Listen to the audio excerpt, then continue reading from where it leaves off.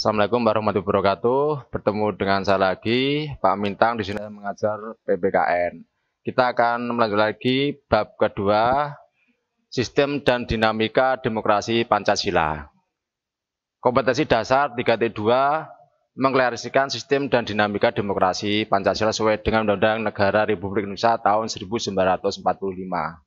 Indikator hasil yang diharapkan siswa mampu memahami penerapan demokrasi terpimpin tahun 1959 sampai 1966. Siswa dapat menganalisis dinamika demokrasi Pancasila sesuai Undang-Undang Dasar Negara Republik Indonesia tahun 1945. Pelaksanaan demokrasi terpimpin, masa demokrasi terpimpin 1959 sampai 1966. Latar belakang kegagalan lembaga konstituante. Lembaga konstituante Dewan Penyusun Undang-Undang Dasar sejak dilantik pada 20 November 1956 sampai awal tahun 1957 belum berhasil menyusun Undang-Undang Dasar baru. Untuk menghindari kevakuman, Presiden Soekarno mengajukan gagasan konsepsi presiden yang berisi sistem demokrasi liberal. Perlu diganti dengan demokrasi terpimpin. Perlu dibentuk kabinet gotong royong yang terdiri dari PNI, Masyumi, NU, dan PKI. Pada 25 April 1959 di depan sidang konstituante, dalam pidatonya Presiden menganjurkan lagi agar konstituante menetapkan lagi Undang-Undang Dasar 1945 sebagai Undang-Undang Dasar Republik Indonesia. Terhadap anjuran itu, sidang konstituante melakukan voting dari 474 anggota memutuskan 269 mendukung dan 199 menolak.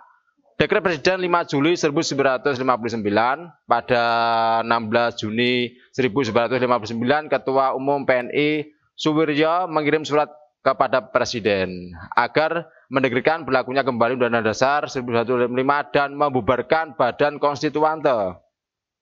Pada tanggal 5 Juli 1959 dalam upaya resmi Presiden Soekarno mengeluarkan dekret Presiden yang isinya pembubaran lembaga konstituante.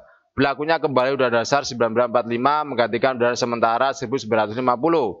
Pembentukan MPRS dan DPAS. Keadaan politik dan sistem pemerintahan.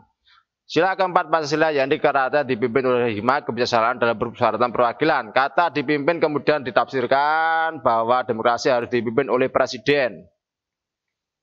Keadaan ekonomi, struktur ekonomi Indonesia mengurus pada etatisme segala urusan ekonomi dipegang oleh pemerintah. Untuk membendung inflasi pada tanggal 25 Agustus 1959, pemerintah melakukan tindakan devaluasi, penurunan nilai mata uang.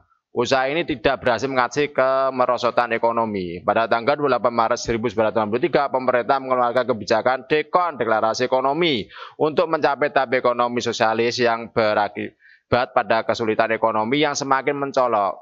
1. Harga-harga barang umumnya naik 400%. Defisit neraca dari tahun ke tahun semakin meningkat. Inflasi yang semakin tinggi.